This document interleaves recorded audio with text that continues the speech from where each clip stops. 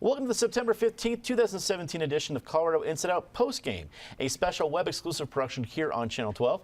Let's get a quick take on a bipartisan coalition announced announced three initiatives on Wednesday addressing redistricting reform in Colorado, looking to appear on the 2018 ballot. If passed, the proposed measures would add more unaffiliated voters to the Redistricting Commission that draws lines for state and legislative districts and require more competition when voter maps are drawn. Patty Calhoun from Westward. Everybody hates gerrymandering. Everybody wishes this was better, but actually solving the problem is a lot harder. Can these ballot issues actually make it better in Colorado? Well, everyone hates gerrymandering except the people who are able to do it. So let's remember that, which we see every 10 years when you have the redistricting, the Democrats and the Republicans and whoever's in power lobbying for as big a piece as they can get, which is silly in Colorado when you have the majority of voters, or not the majority, but the biggest percentage are unaffiliated voters. So of course we should have unaffiliated voters involved in this procedure, and I hope these measures pass and I hope it makes a difference. Mike Krause from the Independence Institute. We have seen Colorado voters do inventive things on the ballot before. 25 years ago, started with Tabor, and probably even before that and after that. Is this something that might get some traction in the Centennial State? This could get some traction. The last, their issue is going to be the same as before, which is they made it. The last time they tried this was tried. They got their title, but then they got shot down on single subject. And these measures are still, if you read them, wow, there's a lot going on there. So they may very well run into single subject issues again. If it got on the ballot, well, that's an interesting question. First, it's funny when people say they hate gerrymandering, but if you really want truly competitive districts in Colorado, that might entail reverse gerrymandering, because hidden inside the constitutional requirements for that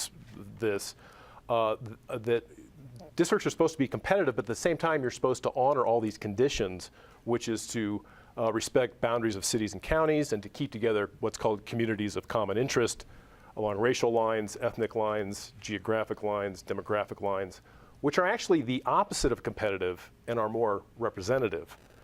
So if you truly wanted competitive districts, you might have to do some reverse gerrymandering.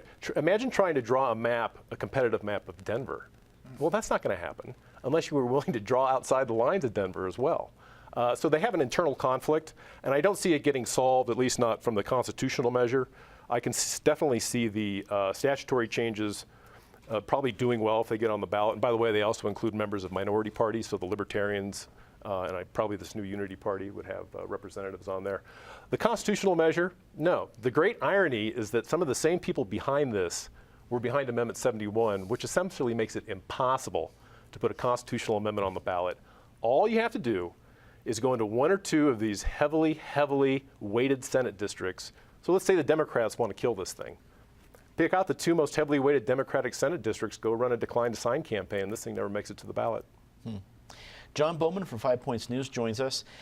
John, I get the points that Mike made about it being difficult to get there, but is it going to be difficult to make arguments against the ballot measure if it gets there? Because how do you make the argument that more independent influence shouldn't be involved in this process? It's going to be very hard. As Patty mentioned, you know, the unaffiliated voters are probably a bigger chunk now than the Democrats or the Republicans. So I think this is going to have to be a case by case. And as Mike talked about some of these weighted districts, I mean, the perfect example I think is down in Pueblo. We have Ken Buck.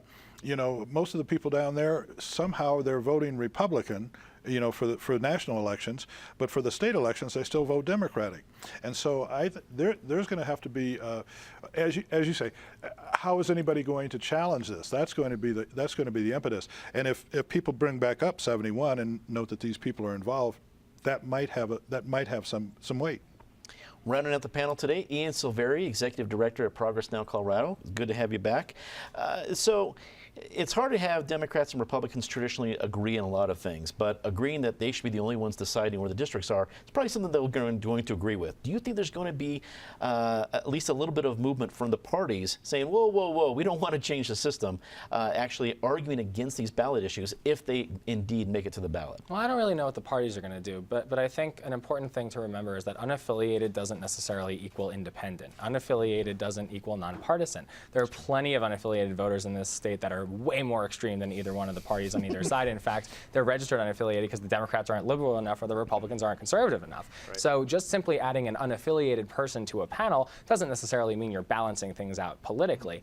If people in Colorado feel like we need to go after redistricting reform, fine. I think there needs to be a broader conversation that's a lot more inclusive. The people who are launching this are the same people, like Mike said, that went after this 2 years ago, messed up the title, couldn't get it on the ballot, gave up, and they're the same people who kind of, lost essentially the redistricting effort back in 2011, and there's a little bit of sore loserism going on here too, I think. But beware of the people who are selling this. I think that's the most important thing to watch out for, is that yes, it looks all great superficially, bipartisan group of people. Figure out who the political operatives are behind this thing and who's writing their checks, and I think you'll probably start to see who this ends up advantaging more at the end of the day. That's all the time we have for Colorado Inside Out postgame this week. Leave us a comment, tell us what you think. For everyone here at CPT12.org, I'm Dominic Dezzutti. Thanks for watching.